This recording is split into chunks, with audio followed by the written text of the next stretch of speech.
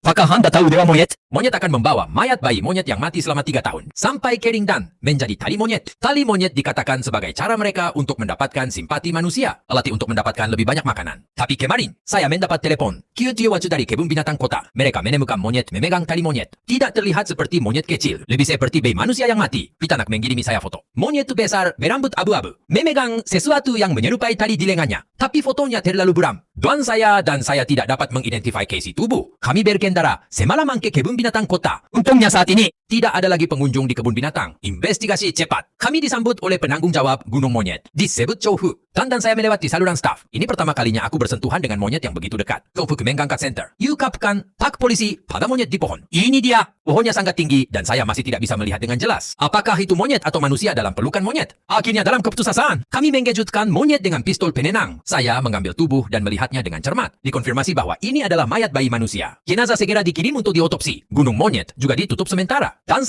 Saya menyelidiki Chouhu. Saya menyatakan bahwa ada beberapa monyet di Gunung Monyet dengan tali monyet. Dan di antara mereka akan ada fenomena bertukar tali monyet. Ini pada waktu yang tepat ketika mayat itu muncul. Mereka tidak bisa. Kami juga mengambil video pengawasan dari Foshan. Karena ini adalah organisasi nirlaba. Pengawasan, rusak dan ada jalan buntu yang besar. Selain lonjakan kedatangan turis baru-baru ini, menemukan tersangka seperti mencari jarum di tumpukan jerami dan akan mengambil 2 kepala dewa monyet. Mereka semua ditargetkan untuk penyelidikan. Tapi pengawasan di tempat kerja sangat baik. Lihat dengan jelas apa yang mereka lakukan setiap hari. Jadi, untuk sementara mengesampingkan tersangka. Lalu, kami meluncurkan penyelidikan di seluruh kota terhadap orang hilang. Masih tidak ada. Dan saya pergi ke semua rumah sakit besar. Tidak ada tanda-tanda hilangnya bayi. Itu berarti kita tidak dapat menemukan taman singa sama sekali. Tidak ada cara untuk menyelidiki. Beberapa hari kemudian, laporan insiden. Pemeriksa medis keluar dan almarhum adalah seorang wanita. Perkembangan tulang jauh lebih rendah dari biasanya. Ini sampai samburan prematur. Mayatnya tidak lapuk secara alami. Sudah diperlakukan secara khusus. Seperti penggering. Dia, almarhum tidak memiliki trauma. Tidak ada residu obat yang terdeteksi di dalam tubuh. Asfiksia mekanis. Meskipun mungkin hidup, masukkan ke dalam penggering. Dipanggang sampai mati. Kejahatan keji seperti itu. Hype sosial yang langsung terangsang. Gugus tugas yang dibentuk oleh Master Dabo. Kasus ini pasti akan terpecahkan. Menurut spekulasi Master.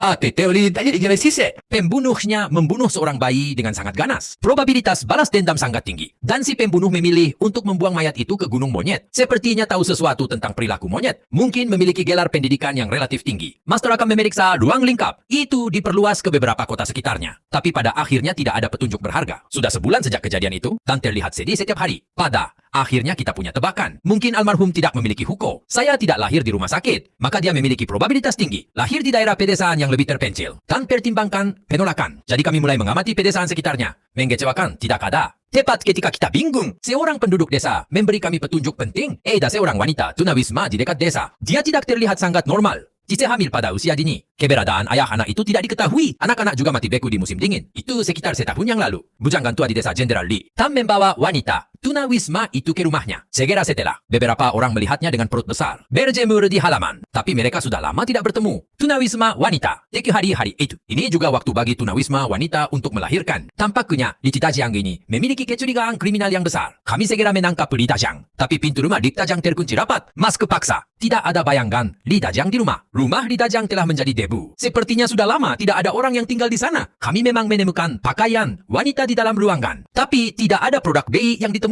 Untungnya, kami menemukan beberapa rambut panjang. Dikirim untuk tes DNA. Hasilnya sama persis dengan almarhum. Milik ibu almarhum. Kasus ini telah membuat terobosan besar. Li Tajang menjadi tersangka utama. Menurut deskripsi penduduk desa, kami menggambarkan Li Tajang. Mulai buronan nasional. Butuh waktu setengah bulan. Terletak lebih dari 4 kilometer dari kota. Kota menangkap Li Tajang. Kemudian dia mengubah namanya. Saya membeli rumah dan mobil secara penuh di W City. Menjalani kehidupan tanpa beban di kota Shenzhou. Lampu yang menyilaukan. Mengakui keringanan pada 8 karakter besar yang diketik di dinding. Perlawanan yang ketat. Dari penangkapan hingga sekarang. Li Tajang sepenuhnya menyangkal bahwa dia mengenal tunawisma wanita. Sampai kita bawa saksi dari desa yang sama. Tanpa pakaian, wanita ditemukan di rumah lamanya. Dapatkan di depannya. Li Tajang hanya mengakuinya dengan ragu-ragu. Wanita itu adalah seorang tunawisma. Saya juga tidak bisa mendapatkan istri. Harus membawanya pulang, tapi aku tidak melecehkannya. Hamil dan saya membunuh 2 ayam untuknya. Kubu polisi yang baik ya. Aku tak melakukan kesalahan. Di mana dia dan anak itu sekarang? Aku tidak tahu dia tersesat tanpa alasan. Aku sudah lama mencari. Sepertinya bajingan ini tahu sesuatu. Aku hanya akan berbohong. Seseorang melihatmu membunuh orang tuamu. Dan sekarang kau berbohong padaku? Jenderal Lee sedang terburu-buru. Dia dengan cepat berteriak dengan kepala putihnya. Mustahil, petugas. Tidak mungkin ada yang salah padaku. Historiku, dia.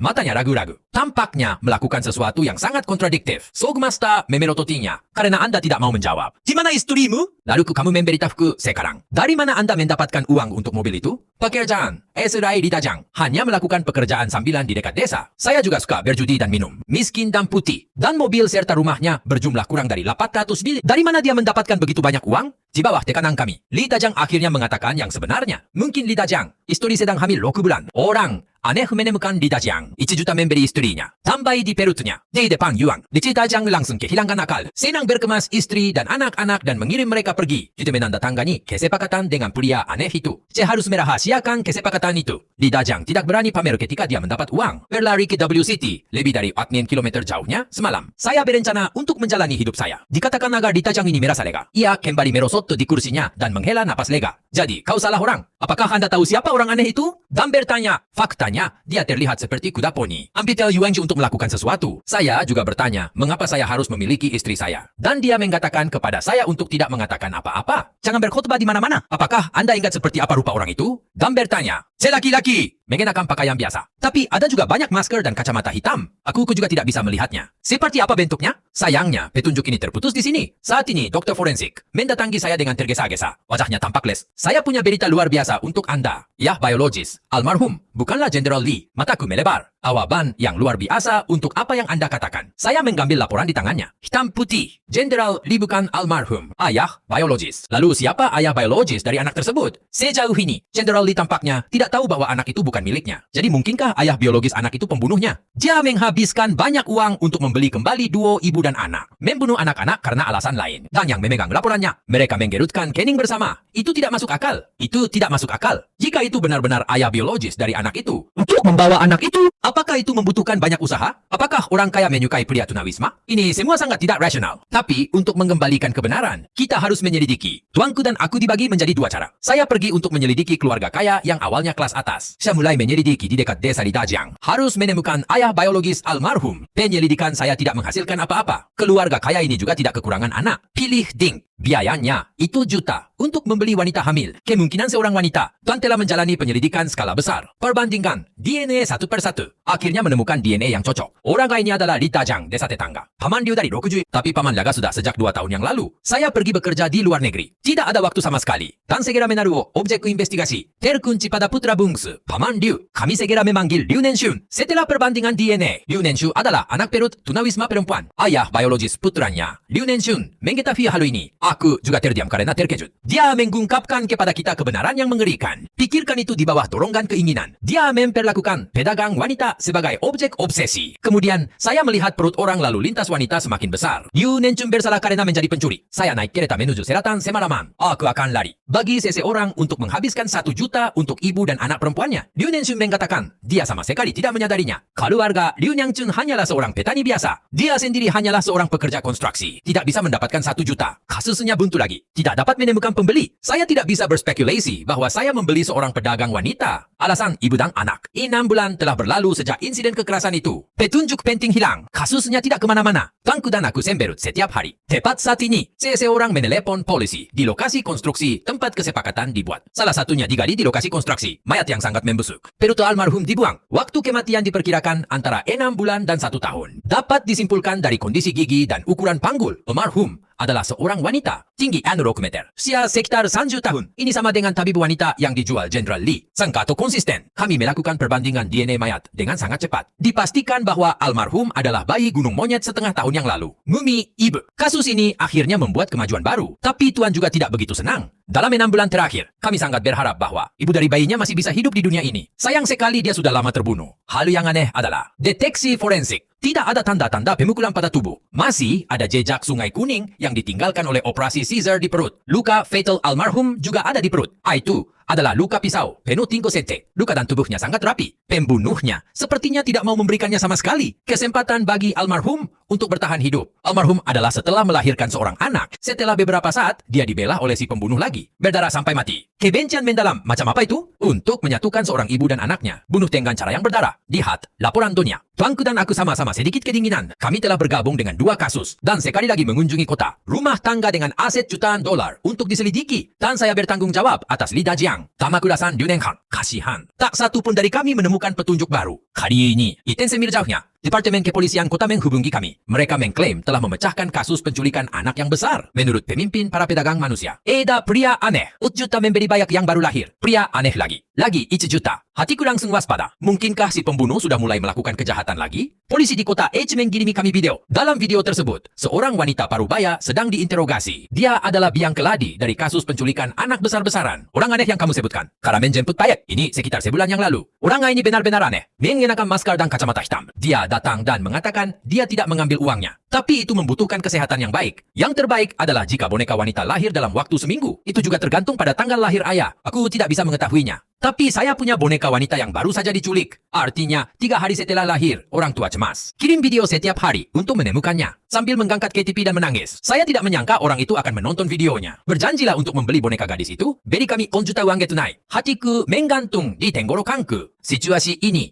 pada dasarnya sama dengan apa yang dijelaskan General Lee. Kemungkinan besar seseorang yang disebut H polisi mengatakan mereka telah menguasai para pedagang. Telepon dia dari stasiun kereta utama. Identifikasi aneh dalam video pengawasan bandara. Astaga, masih butuh waktu. Kru dan saya tidak sabar. Dan kami menganalisisnya dari awal. Mengapa pembeli-membeli kelahiran? Bagaimana dengan gadis dalam seminggu? Jika keluarga kaya ini benar-benar tidak memiliki ahli waris, jadi mengapa seorang putri? Bukankah seharusnya memberi anak laki-laki? Dan mengapa melihat tanggal lahir ayah gadis itu? Aku tidak bisa mengetahuinya. Songmaster menatapi Jenderal Lee di tangannya. Dan informasi tentang musim semi yang cepat berlalu. Saya menemukan H lagi. Kun sosial orang tua dari gadis yang hilang. Video itu menunjukkan orang tua yang sudah lanjut usia mengangkat kartu identitas mereka. Tuduhan yang penuh air mata. Gadis saya lahir kurang dari seminggu yang lalu. Kami belum sempat mendaftar. Putranya dikuri oleh pedagang manusia. Sekarang telah dibeli ke tangan orang lain. Aku mohon jangan sakiti putriku. Saya akan memberikan apapun yang Anda inginkan. Saya mohon. Setiap kata tampaknya berlumuran darah. Aku terlihat sangat sedih. Sang master melihat KTP ayah gadis itu di video. Jika melihat informasi di tangannya lagi. Dia menghela napas. Aku akan merepotkan teman lamaku lagi. Pa mesin slot? Dan saya tertarik. Ini pertama kalinya aku mendengar master mengatakannya. Saya punya mesin slot. Panah itu tersenyum dan menepuk bahuku. Anda akan melihat dalam 1 menit. Pergi siapkan mobil. Ayo pergi ke Gunung Phoenix. Gunung Phoenix terletak di kota sebelah. Ini adalah tempat pemandangan nasional. Dibutuhkan sekitar 1 jam untuk berkendara. Ketika kami sampai di Gunung Phoenix, ini sudah jam 11 malam. Saya menemukan tempat tidur dan sarapan untuk beristirahat. Karena memakai pakaian casual. Bos di meja depan tidak melihat bahwa kami adalah polisi. Dia berbicara dengan kami dengan hangat. Apakah Anda bepergian ke Gunung Phoenix? Dan saya menjawab agak kasar-kasaran ya. Bos berpura-pura misterius dan berkata, kalian berdua tidak di sini untuk bepergian. Itu periluda padamu kan? Karena investigasi. Dua dan saya telah bersama selama beberapa hari. Tidak tidur nyenyak. Ditambah hiruk pikuk. Kami terlihat lesu sekarang. Tidak seperti turis. Tapi apa asal-usul peri kelinci ini? Saya baru saja akan berbicara. Duan menggulurkan tangan dan menghentikan saya. Dia tersenyum dan berkata, haha. Saya salah paham bahwa kami adalah turis. Bos juga tersenyum dan dia berkata ada apa-apa. Baru saja kembali ke kamar. Tato mengaku padaku. Teman lamanya. Faktanya, itu adalah peri kelinci yang disebutkan oleh bos. Dan itu langsung membuatku penasaran. Mengganggu tuannya untuk memberitahuku tentang peri kelinci. Dan dia sedang merokok sambil mengatakan, besok kamu akan tahu. Tapi izinkan saya memperingatkan Anda. Seorang aneh yang rapi. Bersih-bersih ketika Anda pergi besok. Apakah dia seseorang? Kalau tidak, apakah Anda pikir dia benar-benar peri? Hari berikutnya kami siap untuk pergi. Pergi ke Gunung Phoenix untuk menemukan tanda tangan kelinci. Dan akhirnya, kami tiba di sebuah ruangan berlantai 2 di tengah gunung. Di depan gedung kecil. Sang master melangkah maju dan mengetuk kipas yang rusak. Pintu kayu tua. Sebentar lagi seseorang akan membuka pintu. Sudah menjadi polisi selama 3 tahun. Saya bertemu semua jenis orang. Aku bersumpah kelinci itu paling tampan yang pernah kulihat. Dia tidak terlihat tua sama sekali. Di awal usia 20-an. Karena leukemia. Capu TH dan hampir transparan. Bahkan rambutnya pun putih. Visual 3 dimensi yang indah.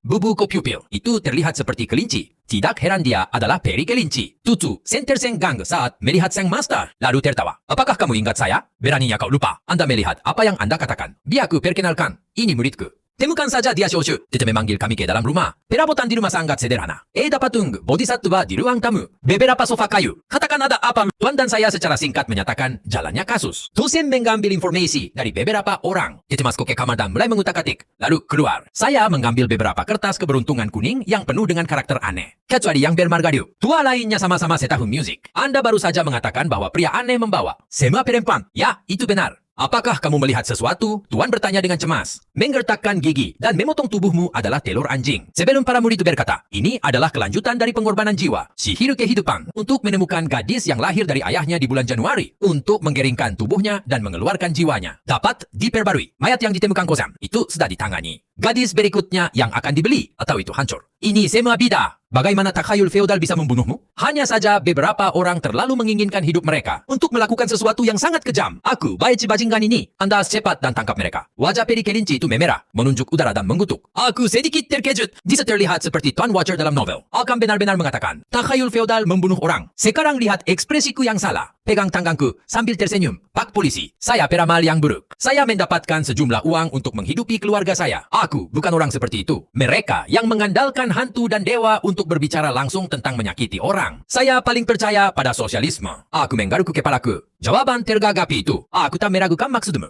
Dan menyela pembicaraan kami. Artinya mengatakan, korban pertama adalah seorang wanita anak tunawisma. Pembunuh. Aku kira anak dalam perutnya itu milik Jenderal Lee. Ini adalah produk bagus yang dapat digunakan untuk memperpanjang umur. Akibatnya, ayah biologis anak itu sebenarnya adalah musim semi yang cepat berlalu. Anak itu tidak berguna sama sekali. Pembunuhnya membunuh tunawisma wanita karena marah. Dan tubuh bayi itu ditinggalkan di lausan. Pembunuhnya tidak menyerah. Sebaliknya, dia menemukan jimat kedua di kamar A. Seorang gadis dengan karakteristik ini. Kami mengucapkan selamat tinggal pada Tuxian. Kembali ke kota tanpa henti. Real estate terma highlight di kota. Ini adalah Anne Mansion. Di dekat lokasi pembuangan mayat. Di dalamnya adalah keseluruhan. Orang terkaya di kota. Ini juga sejalan dengan Citus, di mana ia dibuang jauh dan terkubur di dekat. Segera kami mengidentifikasi dua tersangka. Salah satunya adalah ayah dari CEO sebuah perusahaan. Hampir 70 tahun. Kena kanker perut. Keinginan orang tua untuk bertahan hidup tidak terlalu kuat. Cukup berada di ambang kematian. Yang lainnya adalah seorang anak laki-laki berusia 18 tahun dengan tumor otak. Keluarga telah menghubungi dokter top di luar negeri. Akan segera pergi. Tidak banyak tersangka. Pikiran keluarga dari kedua orang ini benar-benar bertentangan dengan takhayul feodal. Dan saya menyelidiki beberapa rumah tangga kaya. Tidak ada apa-apa. Hari yang sibuk. Dan saya pergi ke restoran Mai di jalan untuk makan mie. Meja berikutnya adalah ibu dan anak. Segera setelah, seorang pria paruh baya membawa seorang gadis kecil. Sebuah keluarga beranggotakan 4 orang duduk bersama. Saat mereka berbicara, pertengkaran senggit pecah. Wanita itu baru saja menjatuhkan piringnya. Memarahi pria itu hanya kamu dan tentang anak yang lahir di kelas 3. Berani mempercayakan properti saya. Mereka bermimpi dan mereka berkelahi. Sang tuan langsung melangkah maju dan menunjukkan kartu polisi, menghentikan lerukon ini. Dan saya melihat keluarga ini dan saya mendapat pencerahan. Jika bukan pewaris keluarga kaya raya yang sakit parah. Tapi anak haram, tidak heran kami tidak dapat menemukannya. Saya memberitahu Master tentang ide ini. Master berpikir dia bisa mencobanya. Karya ini lokasi investigasi kami. Itu ditempatkan di bangsal lanjutan rumah sakit besar. Segera seorang anak laki-laki berusia 4 tahun muncul. Anak laki-laki itu menderita leukemia. Menurut perawat, setiap kali saya mengunjungi anak kecil itu, semua wanita muda dan cantik. Kadang-kadang seorang pria parubaya bertubuh gempal akan datang untuk melihat. Kami menyelidiki wanita ini dari rumah sakit. Informasi dasar, Yong Kiao Jiao berusia 24 tahun ini tidak ada pekerjaan tetap, memiliki properti dan mobil. Dia memiliki keluarga yang sederhana dan tidak memiliki penghasilan. Saya tidak tahu dari mana uang itu berasal untuk membeli garasi. Anak-anak masih tinggal di bangsal tingkat lanjut dengan ribuan sehari. Menurut rekaman pengawasan yang diberikan oleh rumah sakit, kami segera mengidentifikasi pria paruh baya itu. Ketua perusahaan konstruksi di Sungkwa. Siaku 45 tahun. Aku sudah menyelidikinya. Istri dan istrinya tidak bercerai. Hanya ada satu putri yang sehat di bawah lutut. Dan inilah yang benar-benar mengasihkan. Perusahaan Sungkwa mengkontrak di Dajang, lokasi konstruksi dekat desa. Di Dajang bekerja di lokasi konstruksi Sungkwa. Informasi pribadi Sungkwa tentang di Dajang harus tahu. Tahun kelahirannya. Saya juga mengerti bahwa dia memiliki istri yang hamil. Sekarang semuanya masuk akal. Sunhwa sedang dalam perjalanan bisnis keluar kota hari ini. Yang Kiao Jiao sedang merawat anak itu di rumah sakit. Kami memanfaatkan momen menyerang rumah atas nama Yang Kiao Jiao. Ada banyak latihan yang tersisa di ruangan itu. Kertas dan alat peraga lainnya. Kami bahkan menemukannya di kantong plastik di sudut ruangan. Menemukan mumi mayat ini. Mungkin dari pedagang H10. Tubuh gadis yang membelinya. Buktinya kuat. Kami segera menanggapi Yang Kiao Jiao dan Sungkwa. Penangkapan diluncurkan. Saya bersembunyi di luar bangsal ketika saya menangkap Yang Kiao Jiao. Saya juga mendengar Yang Kiao Jiao memanggil dengan keras. Bukankah kau bilang, akankah kehidupan putra kami akan segera diperbarui? Saya menemukan dua gadis. Putranya baru sembuh dalam beberapa hari dan mulai memburuk lagi. Apakah Anda masih menginginkan putra Anda? Saya sangat berharap istri Anda memiliki seorang putri. Memberi Anda UNG untuk mewarisi bisnis keluarga? Saya tidak lapar. Yang Kiao Jiao